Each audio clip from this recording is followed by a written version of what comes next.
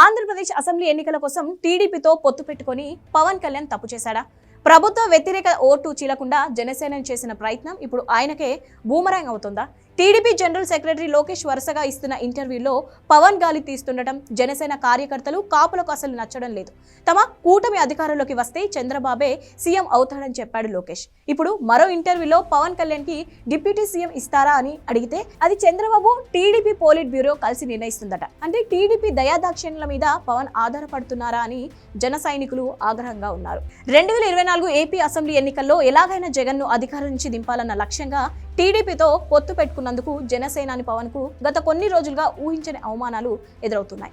అవసరమైనప్పుడు వాడుకొని ఆ తర్వాత వదిలేయడం చంద్రబాబుకు అలవాటని విమర్శలు ఉన్నాయి. ఇప్పుడు పవన్ విషయంలోనూ అలాగే చేస్తాడని జనసేన కార్యకర్తలతో పాటు కాపులు కూడా అభిప్రాయపడుతున్నారు.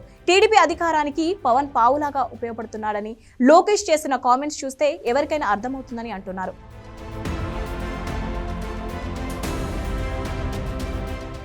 రాబోయే ఎన్నికల్లో టీడీపీ జనసేన కూటమి అధికారంలోకి వస్తే ముఖ్యమంత్రి ఎవరవుతారని ఓ ఇంటర్వ్యూలో లోకేష్ ని ప్రశ్నించారు. చంద్రబాబు ముఖ్యమంత్రి, అంతటి అనుభవజ్ఞుడు రాష్ట్రానికి సీఎంగా ఉండాలని పవన్ కూడా అభిప్రాయపడ్డారని చెప్పుకొచ్చాడు. కూటమి అధికారంలోకి వస్తే రెండు పార్టీలకు చెరిసగం ఏళ్ల ముఖ్యమంత్రి అయ్యే హక్కు ఉంటుందని కదా. కానీ బాబు ఇక్కడే 5 ఏళ్లు ఎలా కొనసాగుతాడు? లోకేష్ అలా ఎందుకు మాట్లాడుతున్నాడని జన సైనికులు మండిపడ్డారు. పవన్ కళ్యాణ్ డిప్యూటీ సీఎంగా పెట్టడంపై తాము ఆలోచిస్తామని లోకేష్ మరో ఇంటర్వ్యూలో మాట్లాడారు.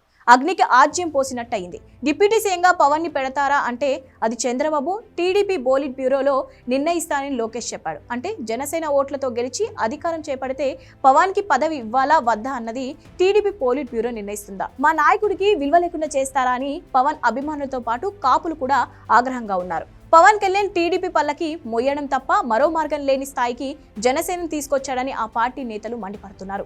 కాపు నేత మాజీ మంత్రి హరిరామ జోగయ్య హెచ్చరికలను కూడా పవన్ పట్టించుకోకపోవడం, కనీసం స్టేట్మెంట్ అయినా ఇవ్వకపోవడం కాపులకు మరింత ఆగ్రహం తెప్పిస్తోంది. సీట్లపై పొత్తులతో ఇప్పటికీ జనసేన లీడర్లకు చాలా నియోజకవర్గాల్లో అన్యాయం జరుగుతోంది.